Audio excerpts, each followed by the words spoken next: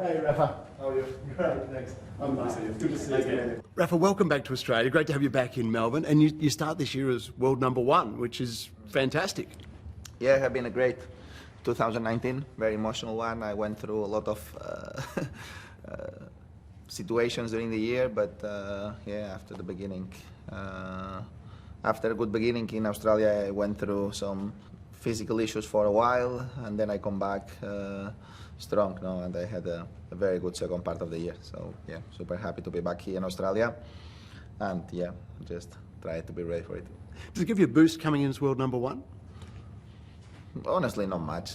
No, for me, really don't make a big difference to be here like a world number one or number three or number two or number four. No, because just coming here always is the same goal. Is just try to be 100% ready for the action and give myself a chance to compete at the highest level. If that happens, then normally things can go well or not that well, but always there is a chance. Yeah. And Rafa, you start a season as a married man for the first time. Exactly. How is that? How has married life changed you at all? Honestly not. No. Yeah, I am with my wife and me. We are together since 2005, so 15 years together. And a wedding really don't change much. And honestly, after the wedding, I was not able to be much time at home doing married life. It'll come. The wedding day looked fantastic. The pictures were beautiful. Your favourite memory of that day? I don't know. Of course, have been great to have all the people that we love there. Honestly, we didn't want to create a show off with pictures everywhere, with press. We just tried to do a private event with the people that we wanted, and everything was fantastic. Now, it was great that people respect it, and yeah, we have been a very normal couple since the beginning. Now, just trying to avoid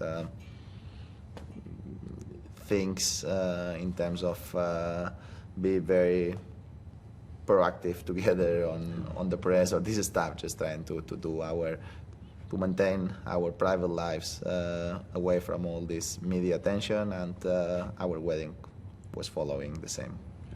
Well, it looked fantastic. Switch on to tennis at this time of the year for you. A chance this year for a 13th French Open crown, which is remarkable. Is that the key focus for this year? No, my key focus now is the Australian Open. Honestly, no. Today I'm ready to have a good practice week here before the Australian Open start. No, that's my main goal. For then after here we're gonna play in Acapulco, then in Indian Wells. I don't know, Miami, or then the clay court season. No? But for Roland Garros remain a lot. No? And of course, it's normal that people think about Grand Slams, but I can't think only about 4 events per year. No, I just try to enjoy my personal calendar and try to be ready to play well when I am on court. And of course, Roland Garros is so special for me. But now I am here in Australia and I can't think about something else. What's special to you about the Australian Open? What do you like about it? Everything. Honestly, is this event have everything. The organization is better impossible. The infrastructures on site are amazing, one of the best of the world without a doubt. And the people on the crowd is amazing. No, Australian crowd is fantastic because they understand the sport, they respect the players. I love their attitude when you are playing. They are passionate, but at the same time they are respectful. So I enjoy a lot playing in front of this crowd. And Rod Laver Arena is one of the nicest on the world too. So I really enjoy all the things that make this event. Yep. The crowd gets very passionate at your matches. There's always a great atmosphere when you play. Do you remember one of the most unusual things that anyone has yelled out from the stands while you've been playing? A lot of things I heard, but I can't remember one in particular. Is it good? Do you enjoy that, or would you rather it not happen? I don't know, when you are playing, you are focused, but at the same time, sometimes when you hear something, okay, I try to not smile much in that moment, don't distract myself, but inside me, I say, yes, I smile from inside. So it's like these titles. I mean, every time I search you, these things come up: sexiest man alive, sexiest man in tennis. Does that just make you laugh? Yes, when I'm on the tennis court, I say, I just, when I hear something like, I want a son of you, or this stuff, I don't turn my head on and smile, but because I want to be focused on the point, and I don't want to pretend to be not respectful with the opponent when this kind of stuff happens, because if you are able to give something back to the crowd, you feel that you are not putting attention on the opponent. I don't want to show this thing, but inside of me, of course, I smile. So it really is hard not to laugh. Yeah. That's great. What do you think's the best thing? I mean, you've been here a lot now. You know the Australian people pretty well, and they love you, obviously. What do you like about Australians? What's a bit different about Australians, do you think? I think that they're very hospitatory. Hospitality is great. They are sports people here in Australia. No, honestly, no. I love to in all the cities that I went, that they always have parks, people practicing the sport, outside life. It's true that when I am here, always is summer. That helps for all these things. But I like character. They are dynamic. I don't know.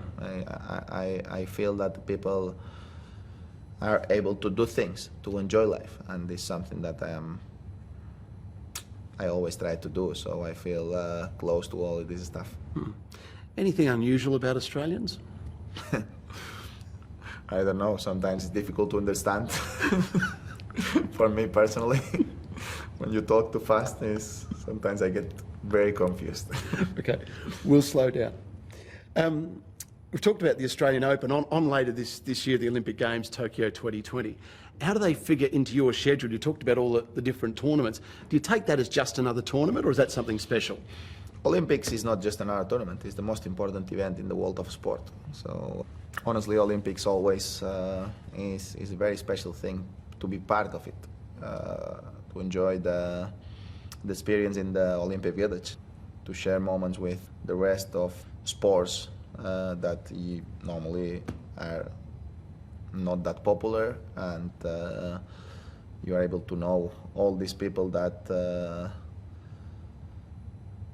you see on TV too, and you are able to share moments with people that they are one of the best sportsmen on the world, and they are not well known, and they know you, of course, because you are from a very popular sport.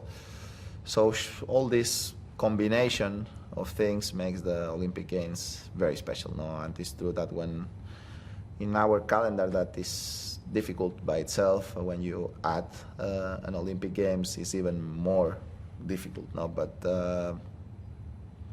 doesn't matter. Olympic Games always will be an important part of tennis calendar, without a doubt. We love our sport in Australia. You love your sport. We have two sports here that are a little bit unusual in cricket and AFL football. You're familiar with both. If you had to play one of them, which one would you play, cricket or AFL? Football.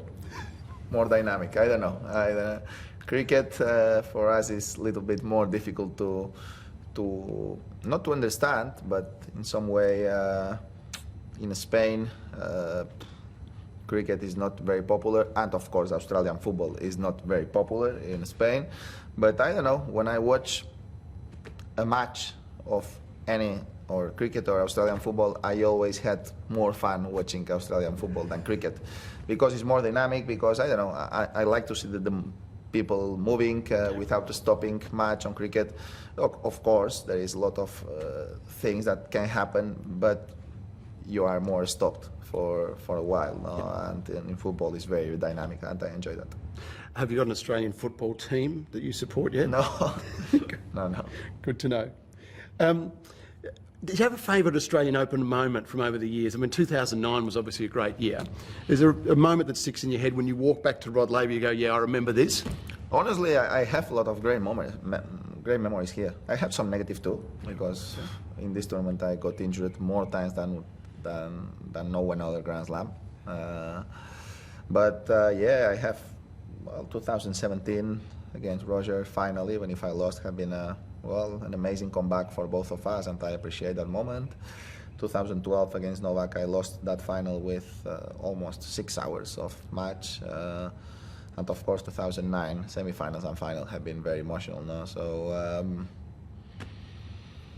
I enjoyed a lot of great moments, and probably the worst, I had to retire it a couple of times, but the worst probably have been the final of 2014 against Stan Wawrinka, that I got my back injured during the match. I finished the match, but I was not able to move myself enough well to compete a match like a final of Grand Slam. And that was on one of the 2 hours, one of the toughest 2 hours on a tennis court. Be playing in a final of one of the most important events in my life, and be there.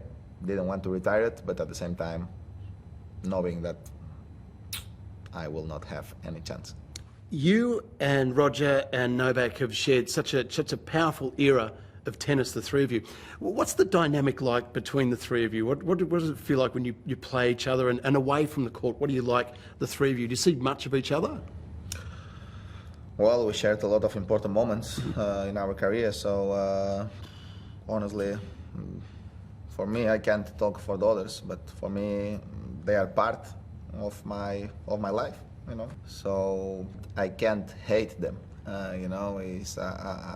At some point, I love them because they have been part of some of the most important moments on my tennis career, and of course, my tennis career have been an important part of my life. So I appreciate all the moments that we shared together on court and off court too, because we did good things, I think, for the sport, good things for charity events, and it's something that I'm proud, and I'm happy that even if we have been competing against each other more than no one other confrontation in the history of our sport, we were able to hold a very respectful and good relationship between us, because that says that we understand that the tennis at the end of the day is only a game, and the personal relationships are more important than any game. Well said. Rafa, you've been here a little while now on this campaign. You've seen the bushfires happening around Australia. How have they affected you, what you've seen? In terms of playing tennis, not much. In terms of being very sad to realize how much things we lost in our planet in the last months, of course, is something that is terrible, and I am devastated for all this information. How many lives we lost, animal lives. So yeah, here we are to help, and we will try to help as much as we can, because it takes a long time to the fires put everything away very quick, and takes a long time to recover all these things. So it's a very sad situation. Rafa, tell us about your partnership with Insure and Go. Why did you want to team up with them? Well, honestly, it's a big pleasure, because I have been with Mafre in Spain since 2009, very long-term relationship.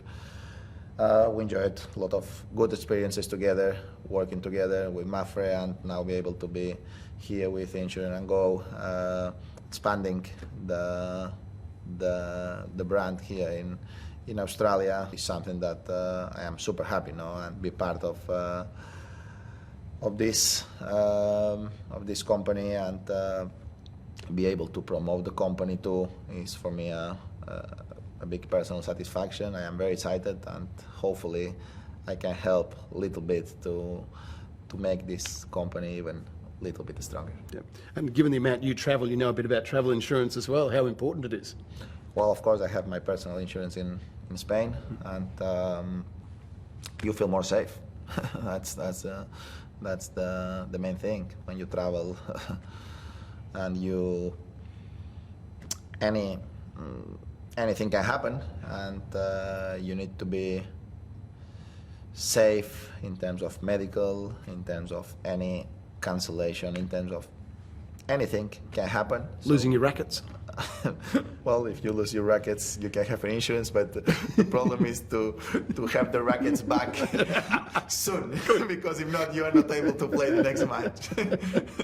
So, but yes, it's the main thing for me is to be able to travel with calm, that if something goes wrong, you're gonna have people behind that gonna save you. Final question, does your wife play tennis? Not now. She used to play when she was younger, but not very well. That's a good spot to end. Thanks, Rafa.